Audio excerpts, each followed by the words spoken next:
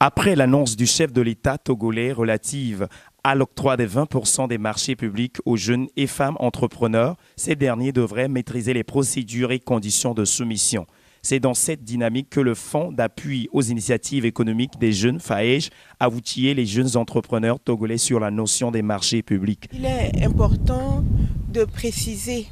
que la plateforme Je dis j'ose de ce jour est organisée dans le cadre de la mesure annoncée par le chef de l'État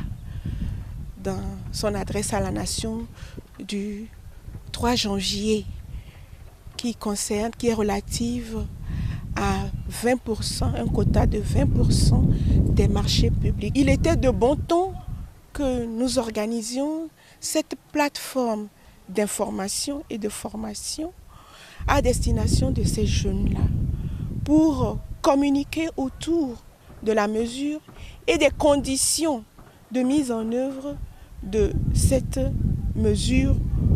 Les jeunes doivent donc être outillés et nous sommes entourés par l'ITLS, l'inspection du travail, la CNSS, nous avons la RMP, qui sont des structures qui interviennent dans la réalisation des conditions administratives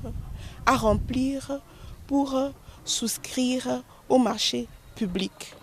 Au cours de ce 28e numéro de Je dis j'ose, les jeunes ont été informés sur les procédures d'obtention de l'attestation de l'inspection du travail et des lois sociales et sur les procédures d'obtention de l'attestation de la Caisse nationale de sécurité sociale. J'ai retenu que